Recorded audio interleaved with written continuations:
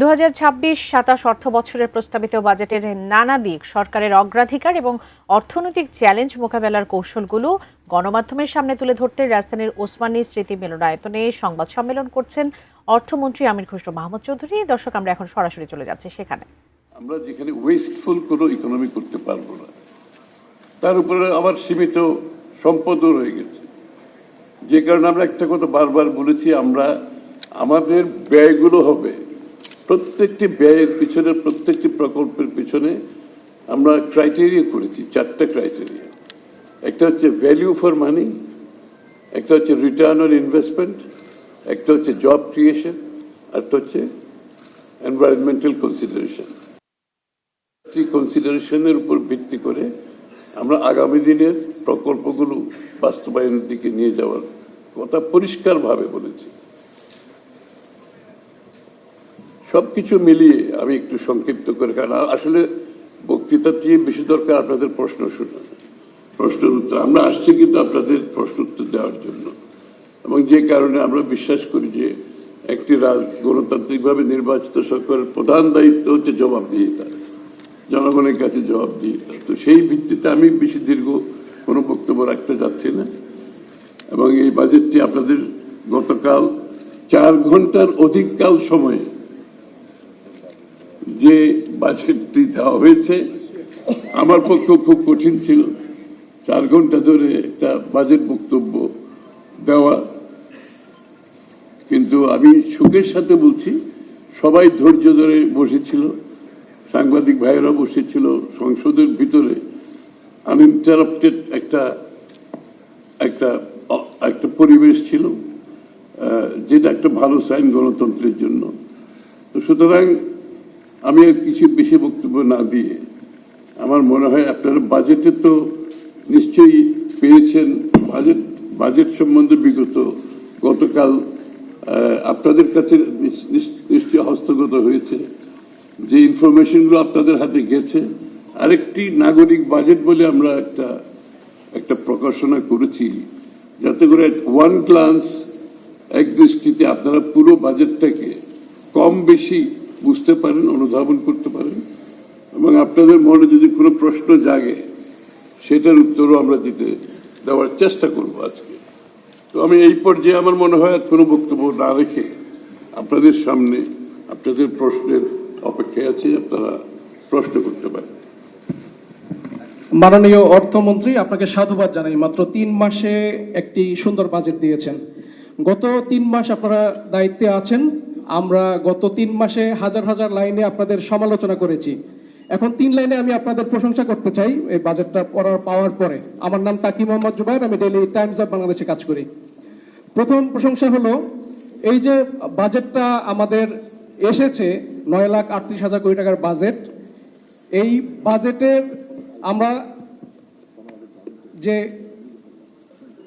আমরা যেটা দেখেছি যে সামরিক খাতের ব্যয় বেড়েছে, কিন্তু একটি সামরিক গোয়েন্দা সংস্থার বরাদ্দ কমানো হয়েছে।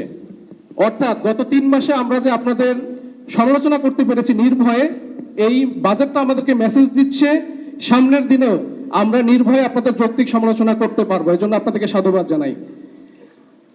আর আমার প্রশ্নটা হলো, সরকার ইতিমধ্যে ব্যাংক খাতে চলতি যে বাজেটে 40,000 কোটি টাকার একটা বরাদ্দ ছিল ব্যাংক খাতের জন্য। আগামী বাজেটে আপনি প্রস্তাব করেছেন 36,706 কোটি টাকা বরাদ্দের জন্য। আপনার কাছে আমাদের প্রশ্নটা হলো, বাংলাদেশের ব্যাংকিং যে সংকট, গত 15 বছরে 16 বছরে যে সংকটটা তৈরি হয়েছে, এই সংকটের চূড়ান্ত বিল কত, অর্থাৎ চূড়ান্ত দায় কত তৈরি হয়েছে, এবং শেষ পর্যন্ত এই দায়ের কতটা করদাতাদেরকে পরিশোধ করতে হবে।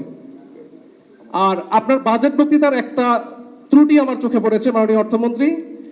আপনার বাজেট বক্তৃতায় কর্মসংস্থানকে কেন্দ্রীয় অগ্রাধিকার দিয়েছেন, কিন্তু কোন জাতীয় কর্মসংস্থানের লক্ষ্য বা খাতভিত্তিক চাকরি সৃষ্টির লক্ষ্য স্পষ্ট করা নেই আপনার বক্তৃতায়। তাহলে আগামী 5 বছরে সরকার কত চাকরি সৃষ্টি করবে এবং কোন খাত থেকে কত চাকরি আসবে? ধন্যবাদ। মাননীয় মন্ত্রী, আমি আবুল কাসিম, আমি বিজনেস স্ট্যান্ডার্ড পত্রিকায় কাজ করি। মাননীয় মন্ত্রী, আপনাকে অভিনন্দন জানাচ্ছি। আপনি সুন্দর একটা বাজেট পেশ করেছেন। এবং দায়িত্ব গ্রহণের 3-3.5 মাসের মধ্যে। এবং বাজেটটা হচ্ছে আমরা যেটুকু বুঝতে পারছি যে আপনারা ব্যবসায়ীদেরকে বড় ধরনের সুযোগ সুবিধা দিয়েছেন যে তারা বিনিয়োগ করবে, কর্মসংস্থান হবে। দরিদ্র মানুষের জন্য আপনারা সোশ্যাল সেফটি নেট বাড়িয়েছেন, সরকারের যে সিগনেচার প্রকল্প, ফ্যামিলি কার্ড, কৃষক কার্ড, সেগুলির ব্যাপক বিস্তার করছেন। সরকারি চাকরিজীবীদের জন্য আপনি নতুন বেতন কাঠামো বাস্তবায়নের ঘোষণা দিয়েছেন আগামী 1 জুলাই থেকে। মাননীয় মন্ত্রী, 2015 সালে যখন নতুন পে স্কেল বাস্তবায়ন করা হয় তখনকার অর্থমন্ত্রী বলেছিলেন যে বেতন 100% বাড়ছে, সুতরাং ঘুষ দুর্নীতি কমে যাবে। কিন্তু আমরা দেখছি এবং এখনো দেখি যে সরকারি হসপিটালে একটা ট্রলি নিতে হলে টাকা দিতে হয়, একটা বেড নিতে হলে টাকা দিতে হয়, ভূমি অফিসে একজনের জমি আরেকজনের নামে খারিজ করে দিয়ে বসে থাকে টাকা খেয়ে। আমরা সাধারণ জনগণ কোনো সেবাই হচ্ছে বিনা পয়সায় পাই না সরকারি অফিসারদের টাকা না দিয়ে। আপনি এটা এনশিওর করার জন্য আপনার সরকার কি করবে সেটা যদি দয়া করে আমাদেরকে স্পষ্টভাবে জানান তাহলে আমরা খুব আনন্দিত হব। আরেকটা বিষয় মাননীয় মন্ত্রী বলতে চাচ্ছি যে আপনার বাজেট বক্তব্যে আপনি উল্লেখ করেছেন যে আপনার সরকার এই আগামী অর্থ বছরে বাজেটে পরিচালন ব্যয় প্রায় 73% থেকে কমিয়ে 66% নামিয়ে আনার চেষ্টা করছে। এটাকে আমরা সাধুবাদ জানাই যে আপনি পরিচালন ব্যয় কমানোর চেষ্টা করছেন, কিন্তু পরিচালন ব্যয়ের বিভিন্ন খাতে বরাদ্দ দেখে আমাদের মনে হয়েছে এখানে অঙ্কের খেলা হয়েছে। যেমন আপনার হচ্ছে ব্যাংক ঋণের সুদ বাবদ যে টাকা বরাদ্দ রাখা হয়েছে, অর্থ মন্ত্রণালয়ের অফিসাররা বলছেন যে প্রকৃত ব্যয় এর চেয়ে বেশি হবে। সাবসিডির ক্ষেত্রে যে বরাদ্দ রাখা হয়েছে সেটাও এর চেয়ে বেশি হবে এবং আমরা দেখছি যে গত অর্থ বছরের চেয়ে আপনি সাবসিডিতে 19,000 কোটি টাকা বরাদ্দ কমিয়েছেন। তাহলে আসলে কি এখানে অঙ্কের খেলা হয়েছে নাকি সামনে গ্যাস বিদ্যুতের দাম বা আদার জিনিসের দাম আরো বাড়িয়ে আপনি হচ্ছে সাবসিডি কমানোর চেষ্টা করছেন? এই দুটো বিষয় জানার জন্য অনুরোধ করছি। ধন্যবাদ।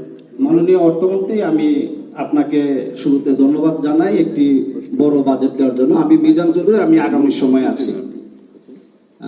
আমার মাননীয় অর্থমন্ত্রী, আপনার কাছে আমার স্পেসিফিক একটা কোশ্চেন। আমরা কি মানে এতগুলো প্রশ্ন তো আর পরে ট্র্যাক রাখা মুশকিল হবে। এটাই লাস্ট কোশ্চেন, এরপর আপনি হয়তো আপনার মতো 3টা কোশ্চেন উত্তর দিতে পারবেন। আমরা প্রশ্নের উত্তর দিতে অসুবিধা নেই, একসাথে না করে, কারণ ট্র্যাক না থাকলে তো প্রশ্নগুলো অ্যাড্রেস করা যাবে না। আচ্ছা, এটা করে তারপর আমরা চেষ্টা করবো উত্তর দেওয়ার জন্য। জি জি। তো আপনি বাজেটে এবার মূল্যস্ফীতি 7.5% পূর্বাভাস দিয়েছেন, এটা আপনাকে ধন্যবাদ। যদিও মূল্যস্ফীতি এখন প্রায় 9 উঠতে চলছে, কিন্তু আমার প্রশ্ন হলো যে এই বাজেটে আপনি অর্থনীতিকে ইনজেকশন দেওয়ার জন্য টাকার প্রবাহ বাড়ানোর একটা লক্ষ্যমাত্রা রেখেছেন। পাশাপাশি বাজেটটা গত বছর চলতি বাজেটের চেয়ে অনেক বড়। এর চেয়ে বড় সংকট হচ্ছে মধ্যপ্রাচ্যে যে যুদ্ধ, এটা সংকট এবং জ্বালানি তেলের মূল্য সংকট। এই 3টা সংকটকে মোকাবেলা করে আপনার যে মূল্যস্ফীতি সেটা আগামীতে কতটা বাস্তবসম্মত সেটা একটু বলবেন।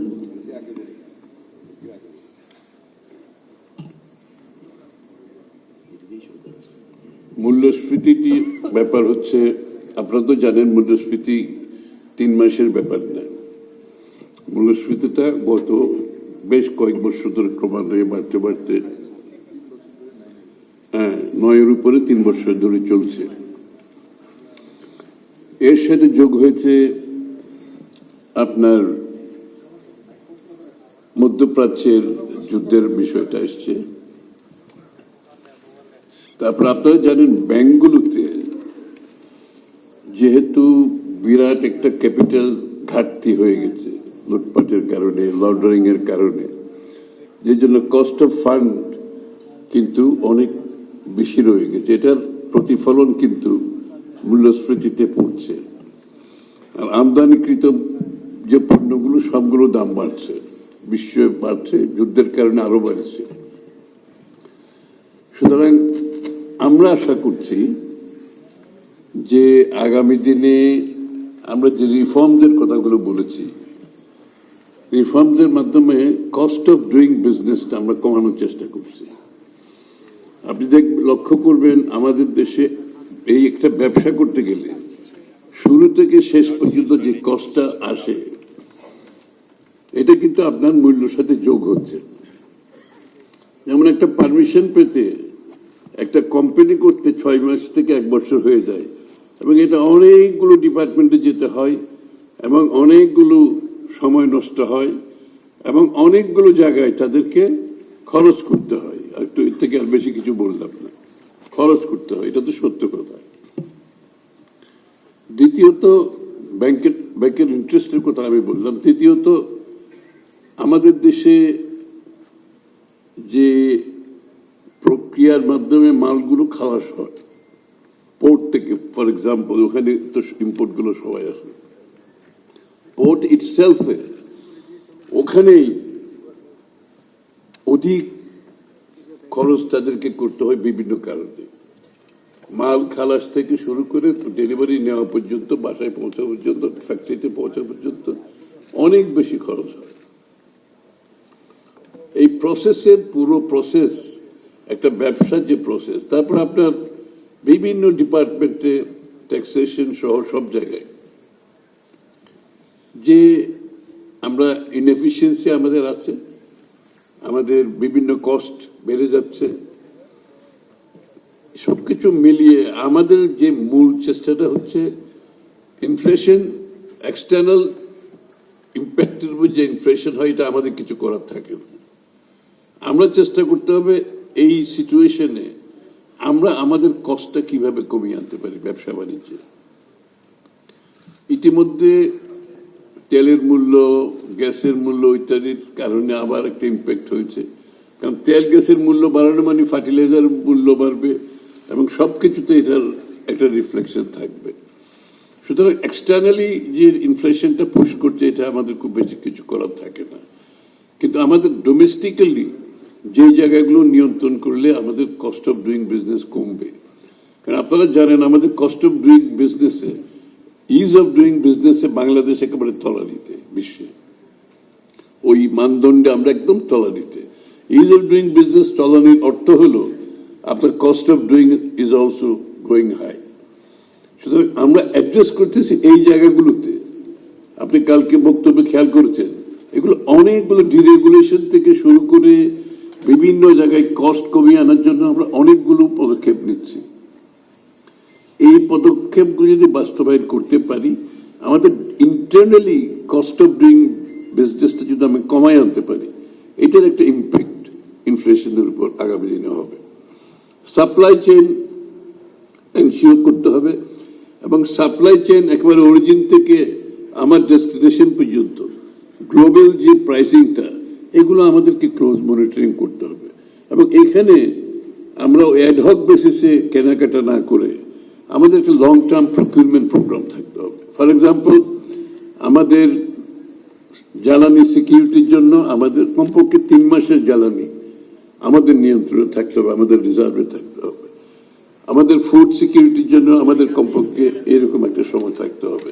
ফার্টিলাইজার সবকিছুতে একটা এই জায়গাটায় যদি আমরা প্রপার প্ল্যানিং এর মাধ্যমে, যেমন আমি একটা এক্সাম্পল দিই, এই তেল কেনার সময়, গ্যাস কেনার সময় যে স্পট বাইং আমরা করেছি, স্পট বাইং এ তো আপনি জানেন আপনার কোনো নিয়ন্ত্রণ নেই কষ্টের উপর, আপনাকে যা বলছে তা কিনতে হবে। 2 ঘন্টার নোটিশ, 3 ঘন্টার নোটিশে আমাদেরকে কিনতে হয়েছে।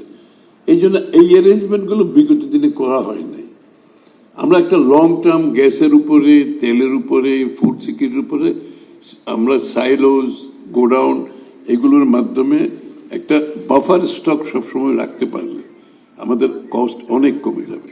পোর্টে যদি আমরা এফিসিয়েন্সি বাড়াই, ট্রান্সপারেন্সি আনি, কস্ট আপনার দুর্নীতিটা কমাতে পারি, পোর্টে কস্ট কমে যাবে।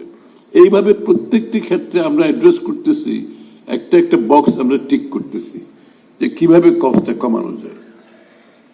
আর মূল্য নিয়ন্ত্রণ, বাজার নিয়ন্ত্রণ পুলিশ দিয়ে, র্যাব দিয়ে, সরকারি লোকজন দিয়ে মূল্য কোনোদিন নিয়ন্ত্রণ হয় না, এটা আরেকটা ভুল ধারণা। আপনাকে মূল্য নিয়ন্ত্রণ করতে হবে আপনার পলিসির মাধ্যমে এবং আপনার ম্যানেজমেন্টের মাধ্যমে। সুতরাং আমাদের পলিসিগুলো যদি আমরা ঠিকমতো বাস্তবায়ন করতে পারি, আমি মনে করি আমাদের ইনফ্লেশন কন্ট্রোল করা খুব কঠিন হবে মনে করি না। আরেকটা প্রশ্ন কি ছিল? হ্যাঁ, বেতন বৃদ্ধি।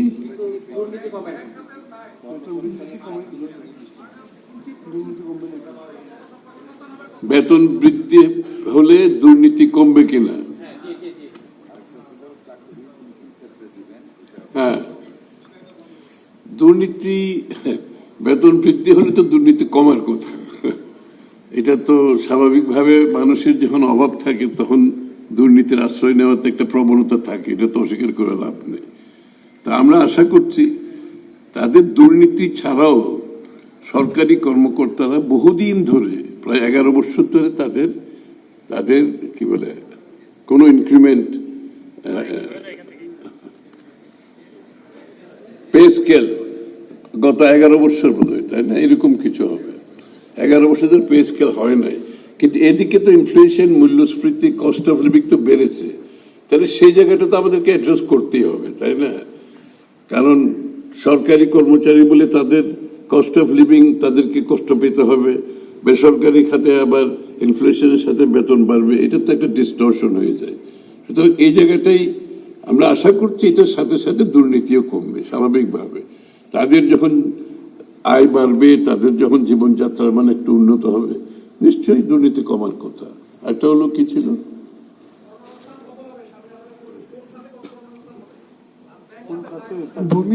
কোন খাতে কত চাকরি হবে।